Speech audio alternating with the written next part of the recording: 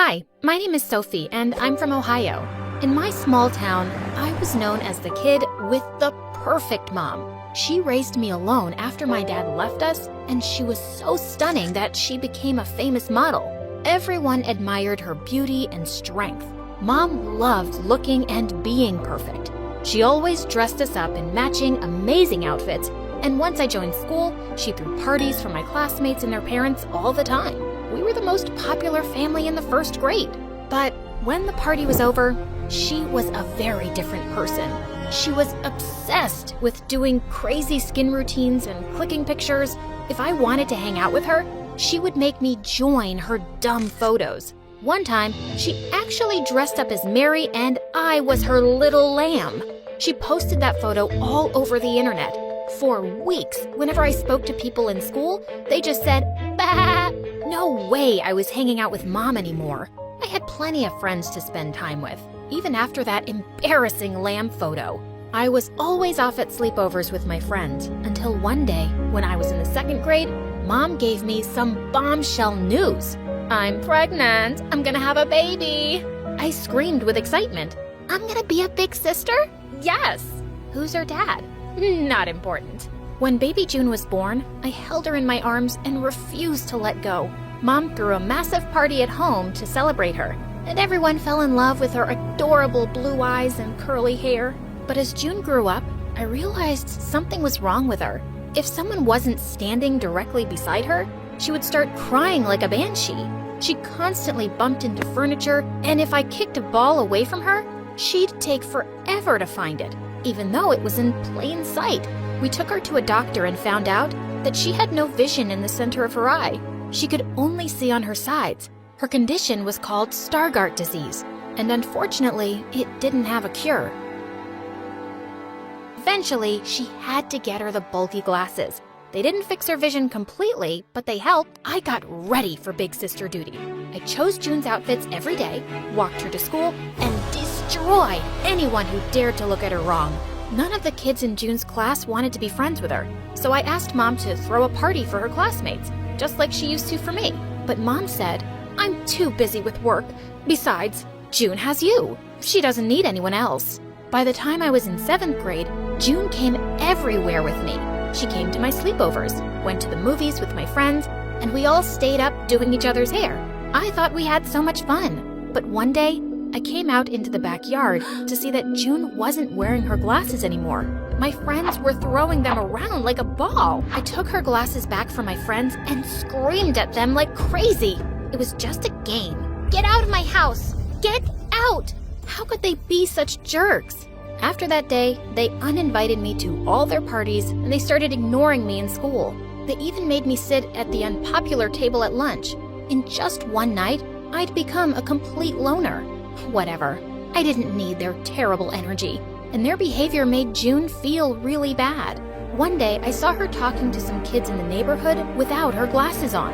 When I asked her to wear them, she threw them at me. "No, I'm finally making friends." "June, you could get really hurt." "Go away, Soph." She ran away from me and started crossing the street. A car was coming really fast and it was gonna hit her. I just knew it. I flew towards her, but I was too slow. Just as I prepared for the worst, a boy suddenly grabbed June and pulled her off the road. I was so relieved, my knees melted. The boy placed June before me and gave me his hand. "Are you okay?" "Are you an angel?" "Excuse me?" Hello." I got myself together and thanked him for his help. His name was Philip, and he was the bravest person I'd ever met. He was new to our neighborhood, and he was going to join our school. We became friends instantly, like puzzle pieces fitting together. And the best part? He was amazing with June. He was never mean to her, and he said her glasses made her look like a cool superhero. When I was in the 10th grade, Philip asked me to be his girlfriend, and I said yes faster than the speed of light. I was so excited for my first relationship, but the only problem was that we never got time alone. June was always with us, and while we loved her, it did make some of our dates pretty awkward. When I asked Mom to find a babysitter, she said, "Wow, Sophie, I didn't realize you were tired of your sister." I am not. I just want one night to myself. And if this babysitter bullies June, then what? What if she clicks pictures of her and posts them all over the internet? That's not gonna happen. Are you sure? I remembered my cruel friends and had to bite my tongue. June and I continued to be attached at the hip until one day when something awesome happened. She got invited to a sleepover by some girls in her class. I really want to go by myself. Pretty please? Yes. This was perfect timing. There was a massive party at my friend's house that night, and the whole school was going to be there. I dropped June off at her friend's house and joined Philip at the party. I'd been there for only an hour when suddenly the music turned off. I looked up to see Mom standing on stage. Sophie, where are you? Mom? June just got into a huge fight at a friend's house. How could you put a party over your own sister? You're so selfish. My jaw hit the floor. The whole school was watching as Mom marched me back to her car where June was sitting in tears. Why would you get into a fight? She called me an insect and they broke my glasses. See? Did you hit her hard? I broke her nose. Good girl. She defended herself. She's okay, Mom. Nothing is okay. I had to go get her because you wouldn't pick up your phone. And now I have to spend thousands of dollars to buy another one of those ugly glasses. Her classmates hate her even more now. Is this what you wanted? Of course not. Do you like that you're popular while your sister keeps getting bullied? Stop it. None of that is true. I knew Mom was wrong, but everything she said made me feel so guilty. Why did I have to go to that stupid party? Mom grounded us both for the entire summer break, and Philip came over to meet me at home. You got grounded just for going to a party? Well, I left June alone. So? You're her sister, not her mom. You don't get it. I knew she had trouble making friends. I should have been there for her. You're literally with her every second while your mom's always busy. She's a single parent. She has to work. She can't find a babysitter. For some reason, she makes you do everything for her. She embarrassed you in front of the whole school, and then she grounded you? Sophie, she sounds terrible. I gasped and slapped him. You can't say that to me. She's the only parent I have.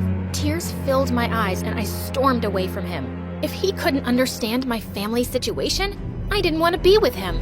I was too thick-headed to see how right he was, until one day when I was in the 11th grade and the school principal called me to his office. June was there too. What happened now?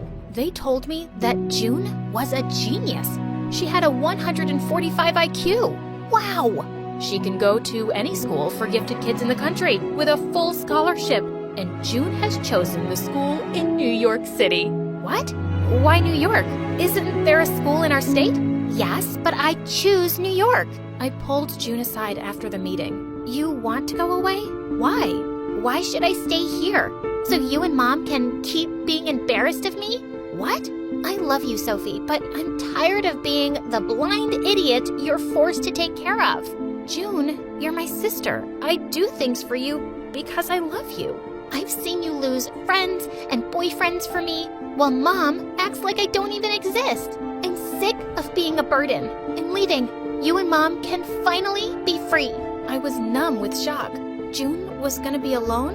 In another state? My relationship with Mom was beyond repair, and June was packing up all her stuff. Everything in my life was falling apart. One day, June brought me to her room, and Philip was sitting inside. What is this? I'm leaving now, and you're Sophie's next best friend, so stop fighting. Work it out. She locked us in her room, the little minx. Well, you were right. My mom is a terrible person, and I was an idiot. You weren't an idiot. You were the only one who was nice to June, and I was horrible to you. I'm so sorry, Philip. You were dealing with a lot, Sophie. I understand. And June's leaving now? I just don't know how she's gonna live without me. I feel scared. She'll be fine. Look at this. He showed me the pamphlets and website for the school, and once I calmed down, the place looked amazing. They had so many fun activities, and there was a whole section just for differently abled students. Some kids in the photos were wearing glasses just like June's. Suddenly, I knew I had to let her go. When June came back to her room, I pulled her into a tight hug. I wish I could keep you with me forever. But I think this school is a good choice. You deserve better than this stupid town. Really? I just wanted to stop being a burden to you. Don't you dare call yourself that again. You were never a burden to me, June. You'll always be the greatest gift I ever got. Oh, Sophie, I love you. I love you more. I love you most.